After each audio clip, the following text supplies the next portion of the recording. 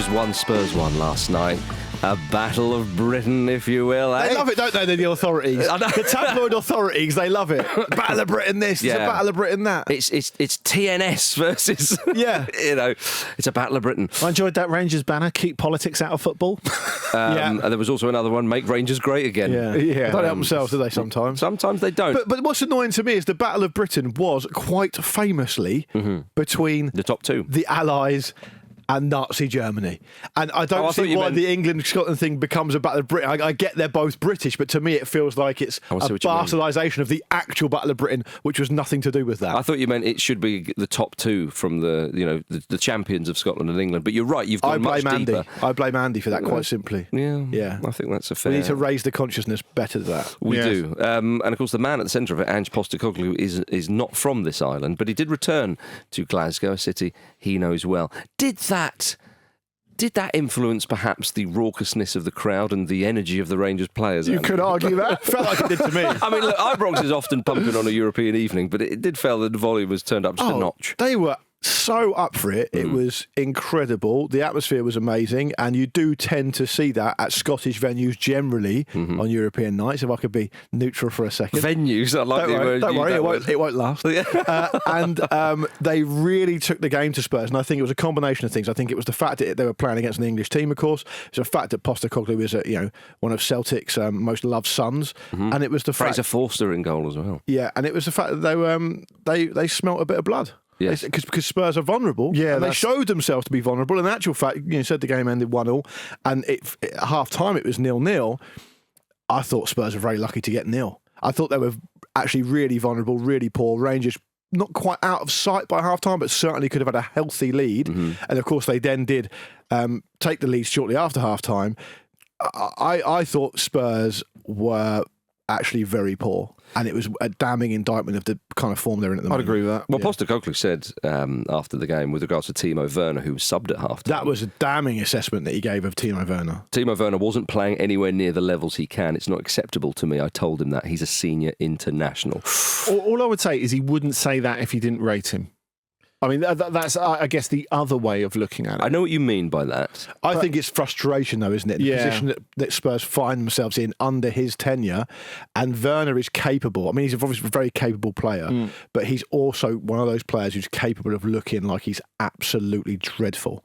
And it shows badly when he plays badly. But I think the interesting thing with Werner, even when he looks like he's never going to score another goal again, he's always of use to the team. Yeah. He's never really a passenger.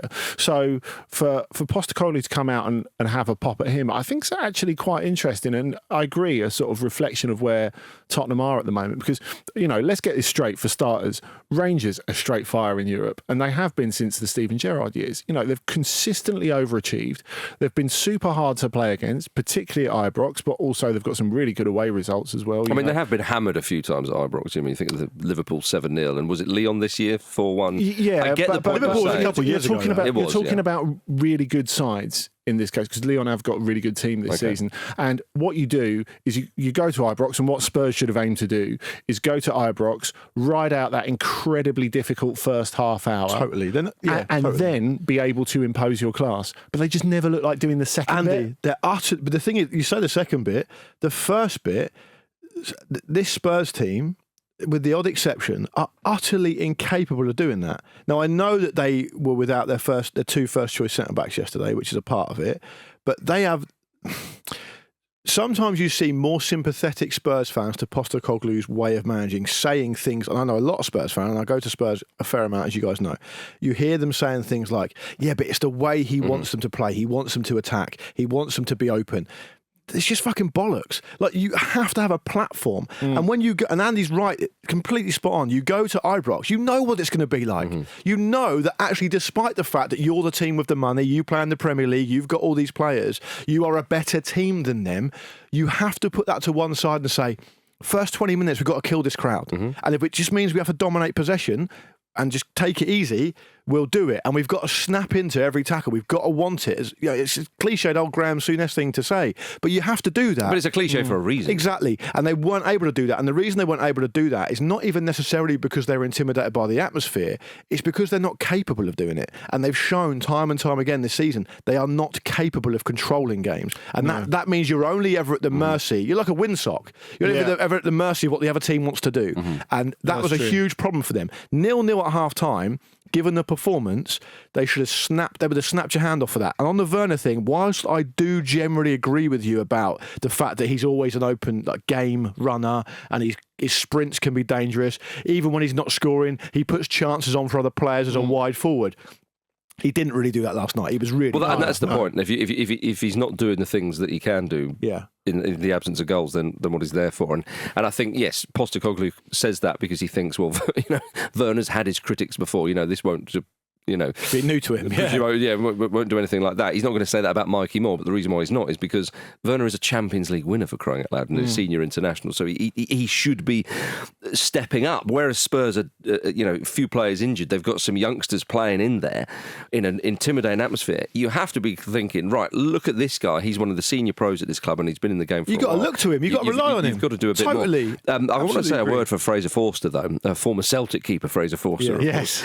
Because what you're saying there, Luke, is actually a big reason why Spurs managed to get something out of the game was because of him. Made some great saves. Really good. Yeah, he did. He was very good. And I think he also is a bit of a leader with experience. You saw him being very vocal. Shouting fucking wake up at one point to his players. I think that's fair enough, isn't it? Well, I mean, it seemed like the right thing to say. Because you should not be sleeping in the middle of a game. Well, first and foremost. That's unacceptable. It is unacceptable. Ange be gutted about that. On the Werner criticism, I do think there's an element of that in the situation that they're currently in, that it says a bit more about Postecoglou and his position than perhaps Werner, who is more than capable of turning out these performances.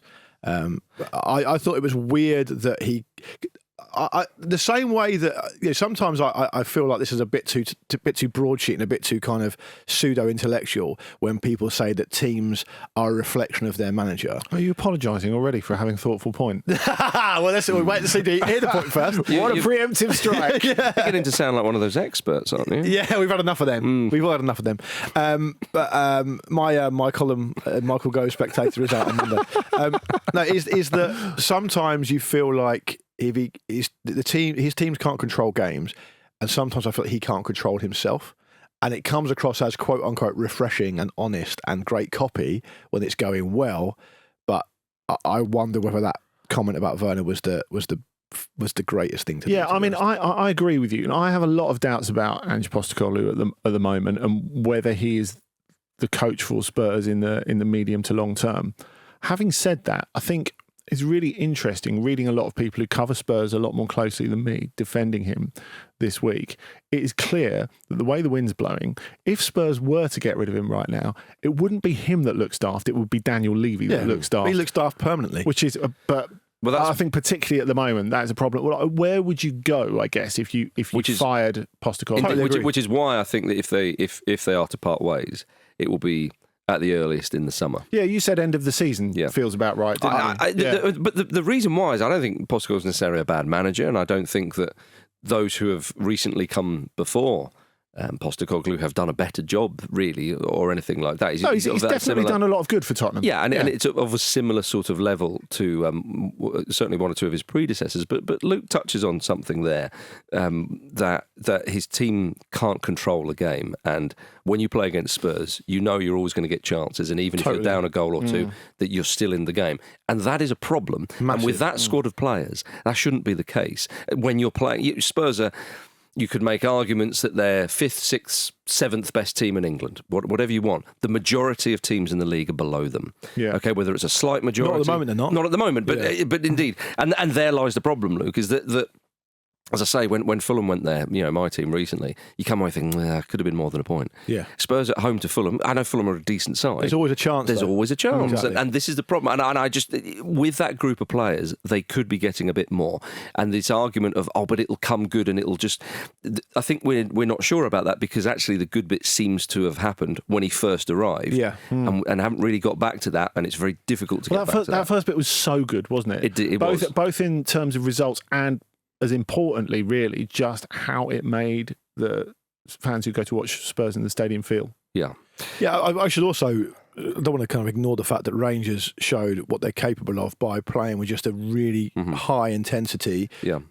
They properly frightened Spurs. Yeah. Well, they come off that result where they won 4-1 at Nice, for goodness sakes. I mean, their results in Europe, I mean, they're looking on for finishing in the top 8. Well, they're currently which should not be possible on their budget. Right. It's really impressive. Yeah, Good. well, they are currently 8th on goal difference. Spurs are 9th as well. And Spurs themselves travel to Southampton at 7 p.m. on Sunday. Now, funnily enough, I could definitely see them losing that. Well, this is the thing. So you guys... Sorry, Andy, they're playing Southampton on Sunday. I know, yet... But, you said you guys kind of, not dismissively, but were kind of pretty relaxed about the fact that, probably maybe they'll make a change at the end of the season. I agree with Andy. I think there's a chance here that they don't get a positive result against Southampton on Sunday night.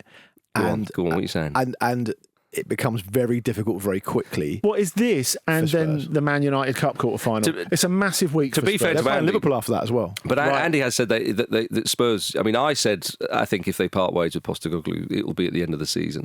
Whereas Andy, actually, you said recently that it may happen sooner rather than later, if indeed it becomes obvious that this you can't just throw away a season. Yeah, that's it, isn't it? And that is where they will be thinking, what do we do especially here? this season. I mean, you touched on it, didn't you, when you said 5th, 6th or 7th? That's Champions League hopeful, really, isn't it? Yeah. But also, it's definitely very, very hopeful when you get to the point thinking that their next 3 league games are away to Southampton. We'll wait and see what happens there. We've maybe been a bit speculative on that. But then they play Liverpool, who Liverpool are miles better than them. And then they're away to Forest, who had a really good start. And they could find themselves in about 14th in going into Christmas. I mean, it's crazy. That's crazy. It is. Well, they are playing Southampton on Sunday evening, and Southampton manager Russell Martin says the club's Premier League points tally so far this season is incredibly hurtful. And embarrassing. Did you? Unbelievable. Look at him. It's funny though, isn't it? Especially if you're a Portsmouth fan. I'm not embarrassed. We were coming back. They're representing the South Coast here. Not very well. Yeah, exactly. me and my eldest son were coming back in the car from Harrogate away last Saturday. He loves it, doesn't he? And wholesome story, isn't it? He was looking on his phone. And he's like, "Oh, Portsmouth got a big win." He goes, "Luke will be pleased." And I said, "Not as pleased as he will be about the Southampton result." That's not true. I only care about Portsmouth. I never think about Southampton ever. And I know why you've gone to Harrogate away, because it's a beautiful part of the world. He loves a Sparta. Probably pick himself another Montclair or two for the journey back. Yeah, that's why. Both eyebrows Brass was all raised about that. Yeah. Would have been welcome. It was ever so chilly. I bet it was. Ever so chilly.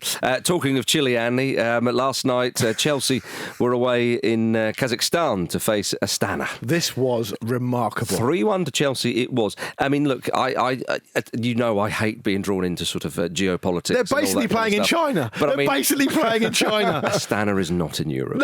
Okay, and nor is all of Kazakhstan. 200 miles away from the Chinese border they were playing. And 600 miles away from their home ground. Yeah. Which has been done up. I know that teams, and there's a few of them, you could start naming them, the likes of Azerbaijan and so on, where they want to play in UEFA competition. I understand that. What is the criteria? I mean, this is getting to sort of Australia into Eurovision stuff here. Yeah. But anyway, look, they've Japan been in the Copa America. Well, that's an invite. So it doesn't. What do you think this is? This is not an invite. They're there. They are a UEFA nation. They're permanently invited. Yeah, they are permanent. It's a permanent invite. They've got a seat on the council. They won't ever leave the party. No. Because they don't have to. They don't have to. They've moved in. My good Pedro Neto said it was the coldest game he's ever played. That's because temperature during the game was at minus 14 degrees. Yeah. Wow. That is unbelievable. It was so cold that this Astana keeper was wearing a hat. Yeah, I saw that. I've run a 5K. And an Arsene Wenger sleeping bag suit. Yeah. I've run a competitive 5K at minus 16 before. Bloody hell. And it was fucking awful. And I wasn't that prepared for it, to the point where my wife's uncle saw me leaving the house in a pair of shorts and was like, "You're not doing that." Yeah. You listen, mate, you can't do that. Yeah. I was like, "Yeah, but I'll warm up after I start." No. Come with me. And he made me wear a pair of tracksuit bottoms. The body can't do it. All the players were wearing tights and undergarments. Well, this is the thing, because you don't have away games in Russia and Ukraine at the moment. Yeah. There's almost a sort of retro bit of UEFA football, but this was even colder than what it would normally be. I mean, games in December, of course. My goodness. Maresca made 10 changes for this game. A couple of the Conference League regulars, Joao Felix and Christopher and Kunku, were arrested. Conference League regulars. Damning with fake praise. It is. It's Joao Felix. Putting that on your Twitter bio. Yeah. Do they? I mean, did some of the players like Joao Felix go, look, I've grown up in Iberia. I've played all my football there. Like, if minus 14 injuries isn't for me. You've been signed for 126 million euros at one point. I mean, because the fourth most expensive player of all time, and you're a Europa League regular and you're labelled a prat. Absolute prat. Because it was so cold, it did feel a bit like when you're 6 and the school heating system is packed in and you're doing PE in your vest and pants. Yeah. Why would you do invest in pants? So you forgot your kit. Yeah. Oh, never forget your kit. No, exactly. I think this was a remarkable occasion for many reasons, some of which you've covered. I would also like to. I don't spend a lot of my time praising Chelsea fans. But I will on this occasion. 500 of them. 500 of them going 7,000 miles round trip is wild. It took 3 flights to get there. It's nearly crazy. 24 hours. It's crazy, and it's borderline insane. I tell you what, they're not in work this morning. No way. They're probably still at an airport somewhere. They might be at work on Monday. I wouldn't have thought by the sounds of it. Flipping heck. I mean, Andy, you think you're all grand coming back from Lyon this morning? Look at these boys, eh? Have you been? Andy meant Lyon, the restaurant, by the way. Yeah, he was at the one in King's Cross Station. It's a sandwich. Was it also a 4G pitch? It looked like a 4G pitch. No, it was under soil heating. Right, okay. Which is why. In which case, it looked like a very good quality pitch then. Yeah, perhaps it's maybe part a hybrid. It's a hybrid, exactly. Right, yeah. But all pitches are hybrid these days, aren't they? Well, maybe a bit more. But it's only like 5% or something as a hybrid of a lot of Premier League grounds, is it not? It's very low percentage. I once did a series of columns about lesser known things about football. Right. And one of them Portsmouth about they're not lesser known enough in my view. One of them was about with an interview with the groundsman at Arsenal about how the pitch is made. Oh yeah. And it got spiked for being too boring. Even for me, it was too boring. So I do know a little bit about it. It did feel like with some of the players that it's like, oh, you're not training hard enough, right? Get on that flight. Let's be honest, those players didn't want to get on that flight. If you look at the sort of senior players, Neto is suspended at the weekend, which is why he was good, by the way. Yes, and he should be in this context. And Mark Gia was also very good. He was. I think he's got something about him. He's a very, very crafty finisher. I totally agree. You look at him and the way he plays. His goal. I mean, he wasn't actually given the second goal in the end, was he? But the first goal. I know he's probably not up against much given the relative resources, but it was a goal of great quality. But this is super hard when you're not getting a chance in the Premier League, and it's like now he's one of the senior ones in this context, and yet he's still getting used to English football with very little frame of reference. I think he's he's just going to be a star in the future for sure. I agree. You have to turn up and you have to perform. And it's a good win because all this travelling and so on. They keep their 100% record, of course, in the competition, and. It would be incredible if they don't win this trophy. Let's be honest. It is true, but let's not get ahead of ourselves. Top of the table clash with Shamrock Rovers next. Yeah, now you're talking. I can't wait. That's the level. Our Rovers have done well, haven't they? That's amazing. They have done very well. What do you think of Fiorentina at the moment? Because they're the other side. There would be the side. Maybe them and Betis, because Fiorentina got a big win last night as well. To me, 7-0 against Lask, when I look around this competition, I think surely it's Chelsea's, because even their C team are strolling to victory. Yes. The only other two sides, I think, and obviously they're the bigger names, are Fiorentina and Real Betis. How do you rate those two? Betis has been poor, haven't they? Betis not they're highly, not, they're really. Not, I think the thing is as well, you look at Fiorentina because you look at their context within this competition and the fact that they've reached the last 2 finals. They are so much better this season than they have been for a very long time. Mm-hmm. I mean, they're on an incredible run in Serie A. They've won 8 in a row.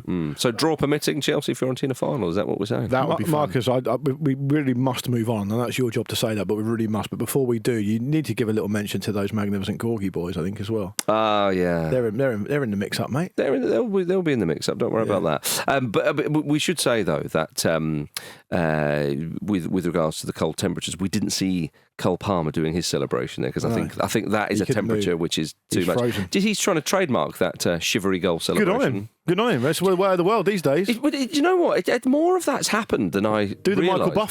Michael Buffer. What's that? The Michael Buffer has trademarked "Let's get ready to rumble." Yeah, that makes sense. And I think it's the astonishing figure involved. I think is, I mean, you have to look it up to be sure, but I think it's something like it's earned him $400 million in his career. Wow. Yeah. Gareth Bale tried to I think trademark the heart, didn't he? Did he manage to do it? I don't know. Because apparently Marcus Rashford, with the pointing at the head celebration that he does, that I think he trademarked that, or he was certainly looking into it. And Kylian Mbappe. But it's only got any real value if like commercial entities want to leverage it and use it. Yeah. But the reason Michael Buffer's got away with so much is because it's been a trademark catchphrase that people want to use in a lot of other commercial things. Yes. Yeah. That's why PJ and Duncan had to change the spelling of their song "Let's Get Ready to Rumble" because it infringed on Michael Buffer's. So is it RH Rumble? That's right.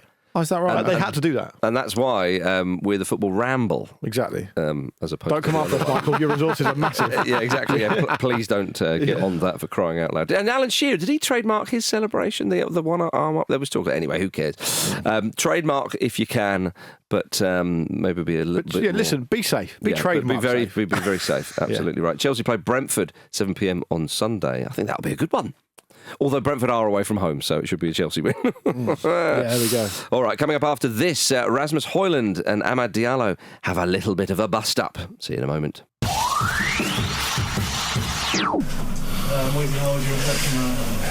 Moisey? Yeah, fucking hell, don't think we're that close.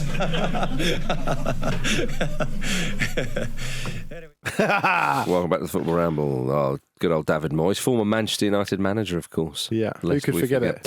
One of your more tenuous links, Marcus. Not that tenuous, is it? Famously Man United manager. Yeah, okay. Yeah, he is. Okay. Yeah, not famously good, though. No, true. Oh, right, Andy. So we only remember the good times, do we? You've got to remember the bad times to appreciate the good times. Just ask Russell Martin. That's what he should have said, rather than saying he's embarrassed. There are no good times for him to remember at the moment.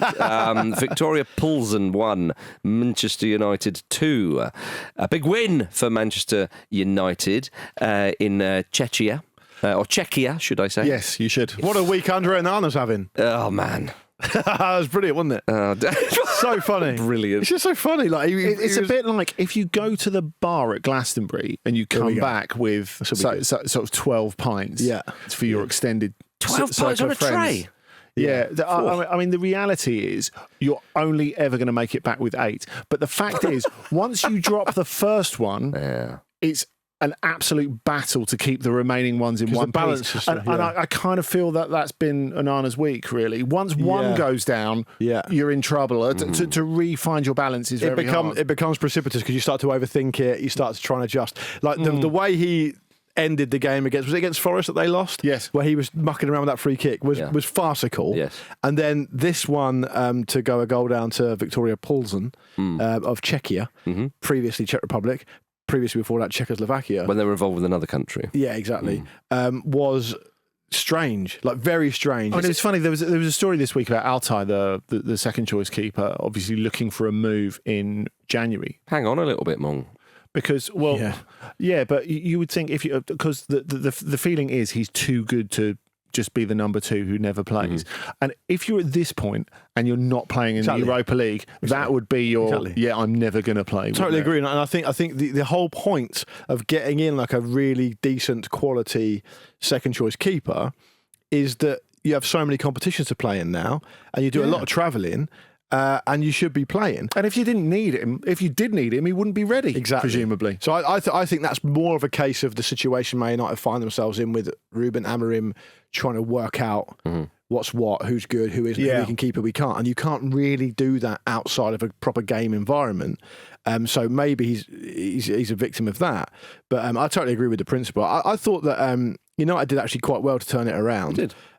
Because I think far too often at the moment, possibly because of the size of United as a club and because the narrative is so relentless, people are assuming they're going to be good because Amorim's got a great reputation and because the ownership who's making the football decisions aren't the Glazers anymore, and so it's automatically going to be good. I mean, that's not definitely going to be the case. And at times last night, they did not look good.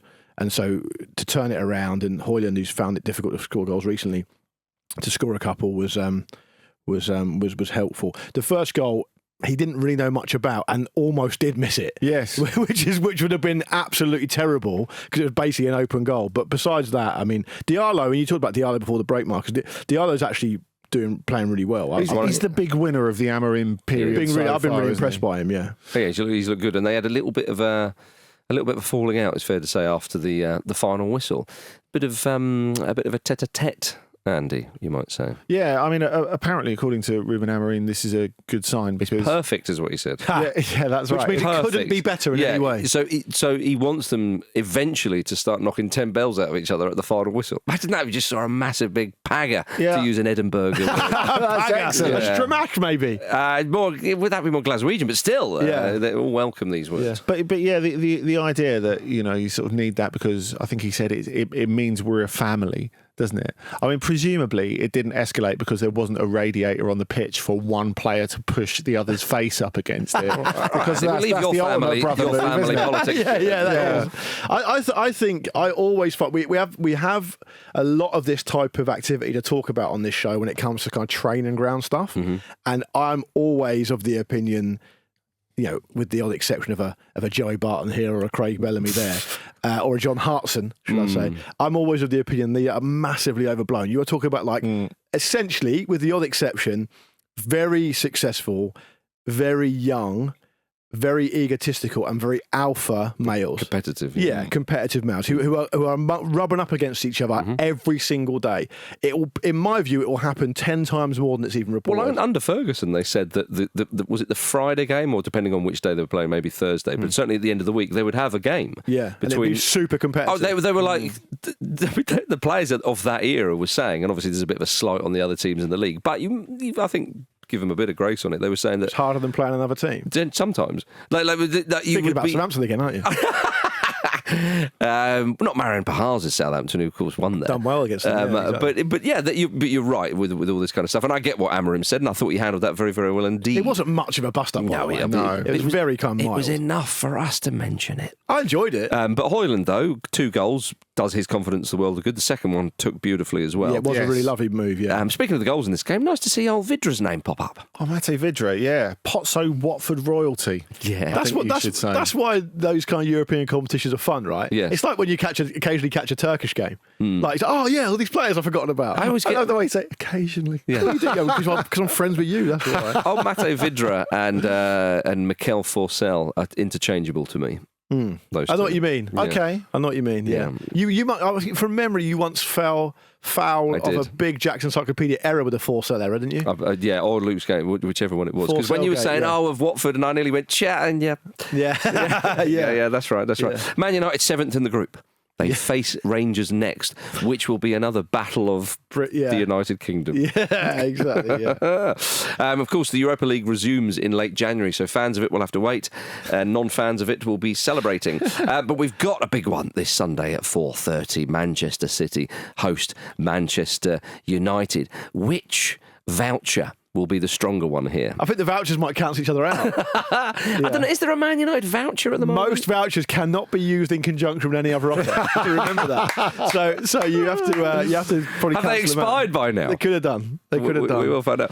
Manchester United haven't won at the Etihad since 2021, but of course, Andy, the FA Cup final belonged to Erik ten Hag and his Manchester United men. But I cannot wait to see how United perform in this, simply because the scrutiny on Amorim has been ultra intense so far. And for the first time... Well, Dan Ashworth's helped him out a bit. But for the first... And on his team in every game. And for the first time, it won't be. Because people aren't looking to see how United do in this. Because, everything that Amorim has said has sort of come to pass, really. In that he said, look, it's going to be uneven. There are going to be some ugly bits. I mean, you might argue, if you're being uncharitable, that this was a Portuguese way of Harry Redknapp turning up and say, look at all the old shit that the previous managers left me. But he was on the radio the other day having a pop at Spurs. What, Redknapp or Amorim? No, Redknapp can't help himself, can he? Well, they've never had it so good down here. Yeah. But I think it's fascinating to think that Amorim will be at his leisure to have nothing expected of him, even though City are in this terrible run, there's still not that much expected of United. He will be able to try a few things, knowing that all the pressure is on like the greatest manager of his generation. What an unusual and what an enjoyable situation for him. Definitely. Guardiola insisted he was so proud of his players after the loss to Juventus. Is he talking bollocks, Luke? He's got to say something, hasn't he? And I don't think it's necessarily the worst tactic in the world to try and protect your players' confidence, which is obviously failing at the moment. Give them a rocket. Imagine if he gave them the rocket. Because we're not really seeing that. He doesn't do that. I think it would be all-encompassing. He needs to roll it back to the Barcelona years, sign Zlatan for a month. Yeah. See what happens. We'll get Mourinho back in the league, give him the rub down on the press conference. I think it's very difficult to know what Guardiola should be doing, because he's obviously found it's very difficult to arrest what's happening. And what Andy says about Man United and Amorim and them not being the centre of attention necessarily, particularly away from home on Sunday, is true. But I also think it's a great opportunity for City, right? Because they've got a good record against United, the FA Cup finalist side, and what better way to get back on the horse, than to beat your rivals and show that actually rumours of their decline have been grossly exaggerated. I still think if you put the teams in front of each other, you'd prefer to have Man City's team to Man United's. Oh, definitely. But I also think in the Premier League, and we kind of saw it, not even just in the Premier League, on top football generally, and we saw it with Spurs last night. You're not intense, and you don't really go for it, and you don't fiercely fight for things. It doesn't really matter. And the problem I have with Man City at the moment is not just they're going through a bit of a blip, like I said it was a week or two ago, is that they just seem to be going through emotions. They seem to be a team. When I saw them against Juventus, they don't seem to have that intensity in them at the moment, do they? And that against Juventus, they looked like a team doing an impression of Man City. And there was one moment when De Bruyne played an amazing ball through, slide rule pass, inch perfect for Haaland, who tried to dink it and it was saved. And it was like a little glimpse. It was almost a little glimpse of a great band who you used to like, still putting a chorus together. Do you know what I mean? Yeah. And they need to arrest that really, Are they really latter quickly. Stage Oasis? Oh, God, that's amazing. Marcus, that's a question for you. Sod off, Andy. I think that... Oh, they BDI already. Oh, it's worse than I thought. It's like when Oasis came up with Lila. It's a great song. It's a brilliant song. That's my point. No, because this is a downward trajectory, whereas Oasis, it's still on the up. Best is yet to come, isn't it? Indeed. They've still got that album in them. But I think with Man City, I think I'm a bit disappointed in you guys, because I seem to be the only person in this parish that's saying it's gone. It's done. That's fair enough. That's fair enough. And you boys were saying that, and when I say it's done, I don't think they're going to get relegated. I'm saying to get back to what they were. It was a bit like, I've made the comparison many times, Klopp's Liverpool. Yes, in his final season, they were in a title race and they won the League Cup, I understand that. They never got back to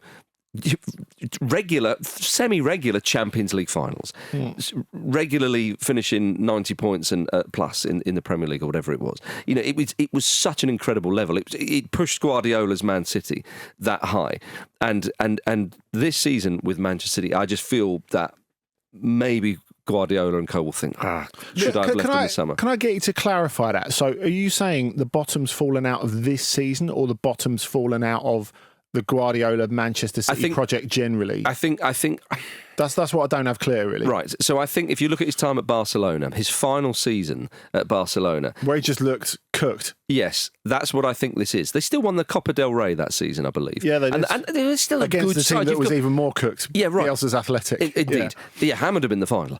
They've got great players. They've got one of the best managers in the world. They'll be able to put in the odd performance here and there, at least. They'll be able to show these flashes, as you say, Luke, because of what they have.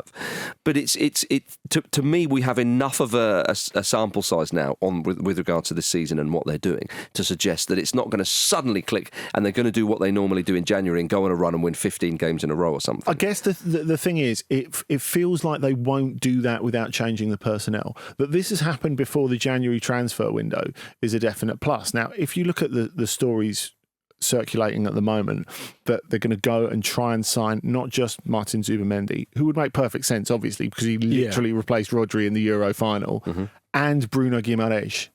I mean, it feels like that they haven't spent a wild amount recently. Yeah. For them to go, especially as he just signed a new contract, and back Guardiola big in January, I think that makes it really interesting. They have to back him because they've just given him a contract extension. And if you're going to back anyone in world football, you'd back him. But there is an element. You said you're disappointed that we don't agree with you on it. I totally concede there's an element that it could be that he needs a reset. We know that he, in the past, Guardiola has only signed rolling contracts from year to year. We know he's had to take time out in the past. We know that he gets burnt out. We know the intensity of the character is. So it's definitely a chance of that.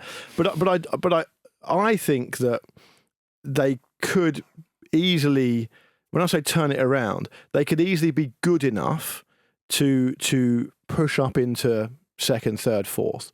I don't necessarily think they'll win the title this season, but I think they could push up there. And the reason why I think that is because this isn't the first time they've struggled slightly in the first half of the season. It's worse. It's definitely worse. It's different though. But the evidence tells us the last 3 seasons, their record in the second half of the Premier League has been like not just good, like remarkably. You're right good. to say that, but I just think this feels different. And when you say, well, they could finish second, third, fourth, they might. But my point is to get back to that feeling, to get back to that we are the best team in Europe, we are the team to beat, we will dominate everybody.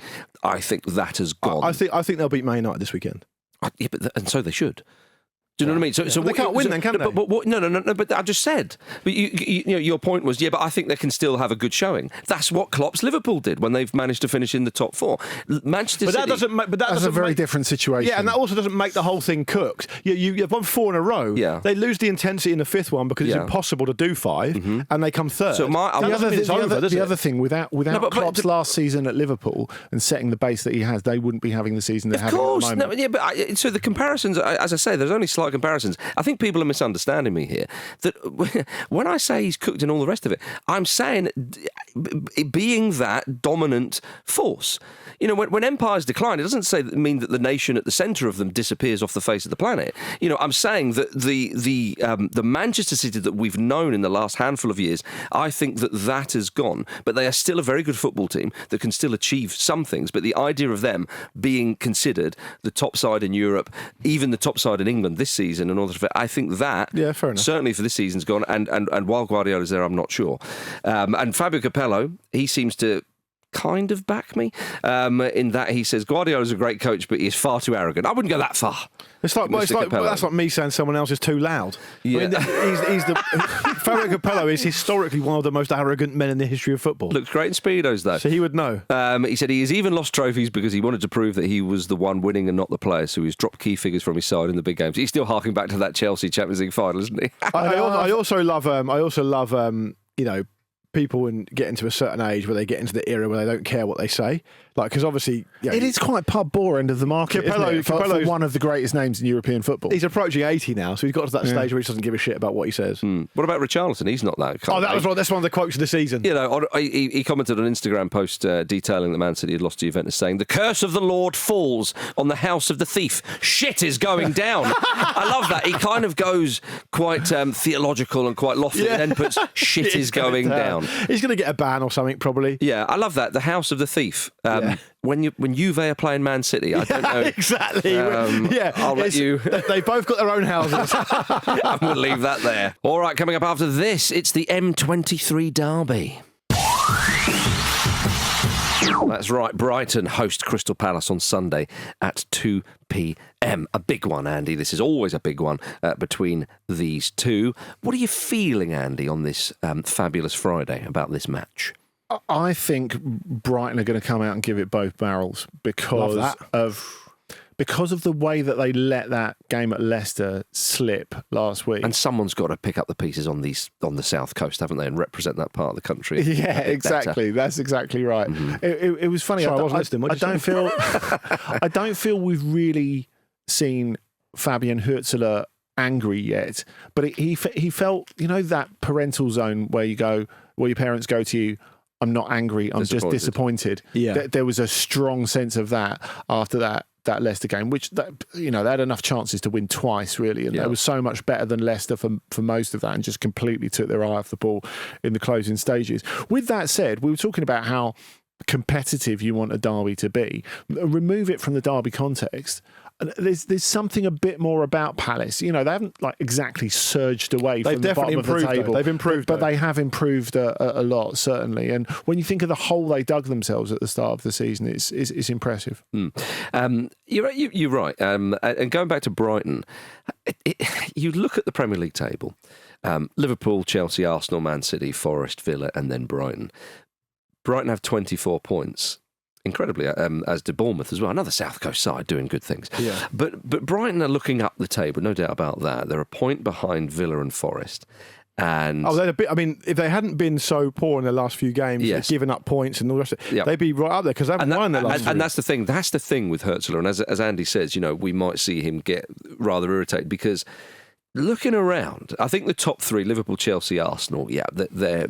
You'd be surprised, certainly if Liverpool and Arsenal fall out of that top three. And the way Chelsea are going, they look like they could be sticking around. Man City, jury's still out on them, but you'd expect them to be fourth, fifth, you know, around there perhaps as time goes on. It's Forest. Can they keep it up? And Aston Villa have had a bit of a sticky patch, but Villa again would be still hoping to finish in the top four this season.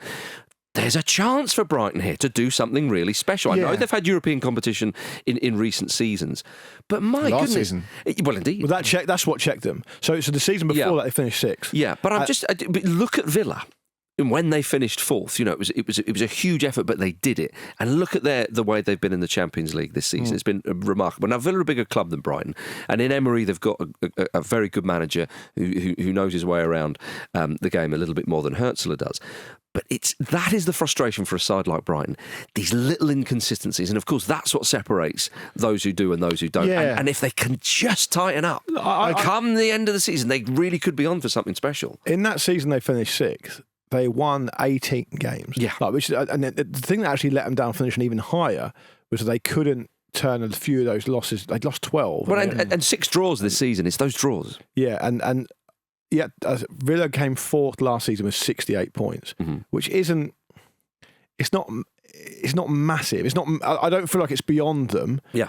But obviously it depends what the other teams do. I think Brighton deserve an immense amount of credit for the way they've been able to continually replace managers and not drop off their level. 100%. There's little differences here and there, but I mean ultimately they've been so consistent. And Crystal Palace's record, like last season, Brighton hammered Palace at home. They beat them 4-1. But on Brighton though, they sit seventh, as I say. They're 3 points off fourth.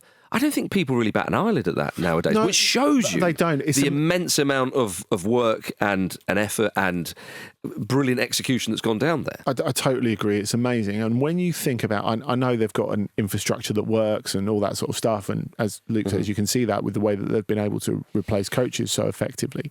But I think you can underrate what they do, as you say, because they are a prime candidate to be the sort of club who get promoted, have a little bit of success, maybe a European campaign, and then just gradually fade away and end up back in the Championship. Yeah.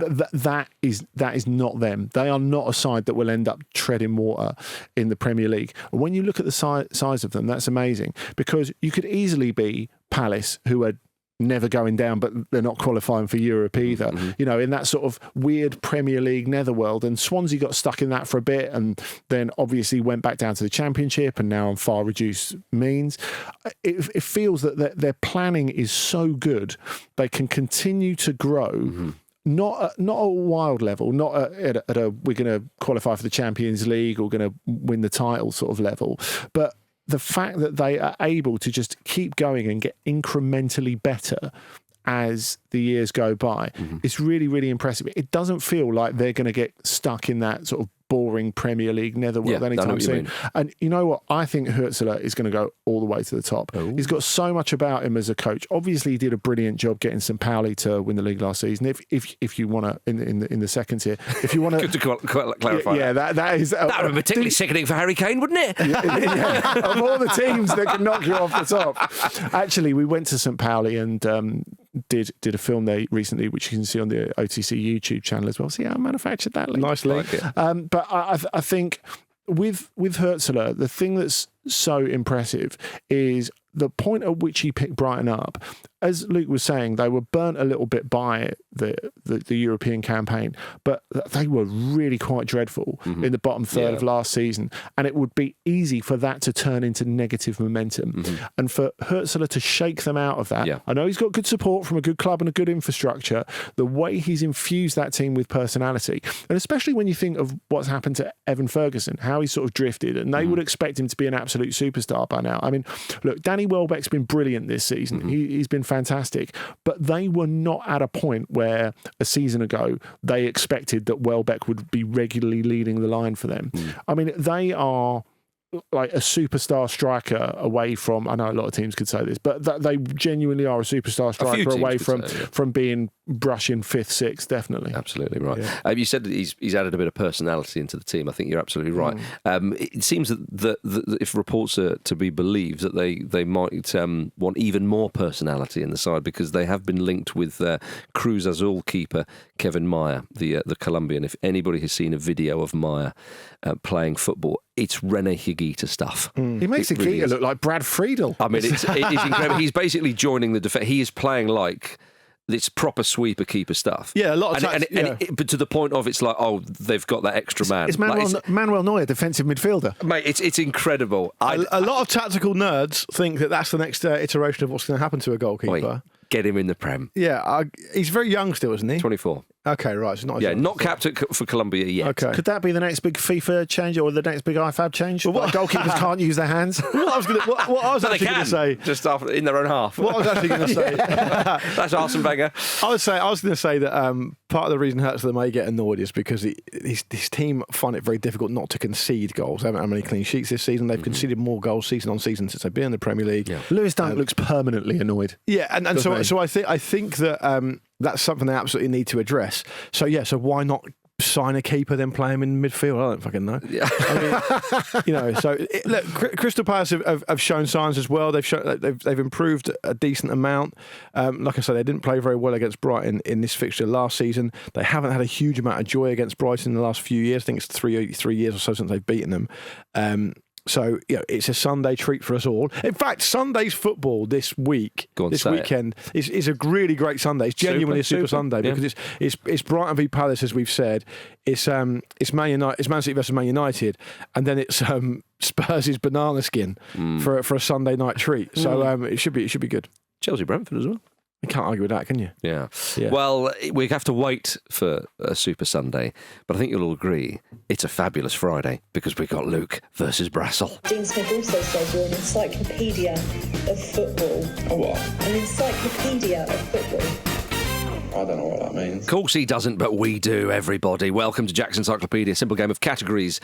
As you know, if you go too slow when trying to think of an answer, Gary Neville will spunken. Whose idea was it for you to host because you were embarrassed by Andy last week? Andy hammered me last week. This is like being made to play away at Astana, basically, isn't it? Yeah, I thought you'd like another run-up at it.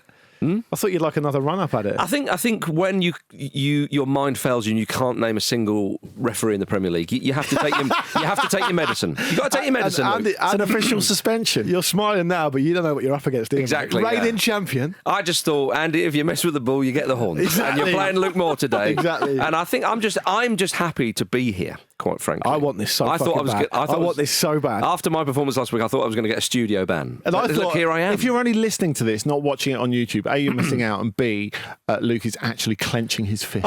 When you do something like you did last week to someone like Marcus Speller, that's personal for me. Do you know what? But right now, I feel like Stanley Tucci's... I feel like Michael Jordan with the iPad. I feel a bit like Stanley Tucci's character in Hunger Games. Oh, yeah. Have you not? Nah. Oh, he's brilliant in it. And very much my type of role. Okay, right. But you two, yes. Who's going first? It's got to be me going first. It's not as violent as Hunger Games, this, but we'll see. There's a first for everything. Yeah. So, simple game of categories, as you know. I think after last week's performance, Andy, and those comments you reportedly said about me behind my back. Luke is going to go first. Yeah. And this is a nice one. Butter you up there. No, the host gets a lot of leeway in this game. Yeah. The host can decide whether they accept the answers or not. They can choose who goes first. It's a very important role. Indeed. Take your tongue out of his arse. Come on. Andy. You've already called me a see you next Tuesday on the show today. Yeah, or Thursday. And we don't need that kind of smut, quite frankly. That's beneath you, that. It is beneath you. Right. This is a lovely one. The category is Newcastle United's top 20 transfer sales as per Transfermarkt. He lives in Newcastle. Not fair. Yeah, but don't support them. But does he spend a lot of time on Transfermarkt? Yes. So I'm looking for the 20 players that have been sold by Newcastle for the highest transfer fee. I'm going first, yeah? Luke Moore, over to you. Alexander Mitrovic. Of course. Love that. I love that you went for Mitrovic first. Man after my own heart. Yeah. This is quite retro. Andy Cole? Andy Cole. Can't be a high enough fee, surely. Andy Brassel. It's 1-0 to Moore. It's a terrible... That's great, because I had nothing other than Andy Carroll. Yeah, Sam Maximan, Andros Townsend, Ozzy Perez, Chris Wood, Dietmar Hamann, Elliot Anderson, Florian Thauvin, Gigi Wijnaldum, James Milner, Jermaine Pennant, Woodgate, Dyer, in there. Debussy, Minter as well. Marino, Sissoko, Martins, Minte and Cabaye. Andy Cole is 22nd. Oh, it's too long ago for the fee. Yeah, I think that's it. The problem is, you try looking at Marcus and not thinking of Kevin Keegan on the steps of St James's Park. It's true. I'm delighted with that. I've only had to do one guess. And it was and Mitrovic again. Yeah. Gets the win. Andy Carroll must have been in there, right? Andy Carroll, absolutely. Okay, Brassel, you need this. You really, really do. Oh, this is great. But this is one of those ones where you think, this is it's a tricky one, this. Every Premier League player with 5 or more yellow cards this season. Oh, come on. What do you mean, come on? Right, Brassel, okay? I'd love you to get us underway now. And this is tricky. To be fair, Andy, this is really tough. I think this is it's guessable, but it's tricky. Andy's blank. Andy could be going home with nothing here. Mateo Kovacic. Mateo Kovacic.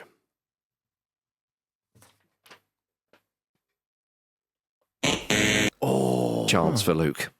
I think I've got a couple. Go on then. I am pretty sure. Could be a very, very straightforward victory, this, for Luke Moore. Yeah, you know what I mean? I'm pretty sure. I've got 3 down here.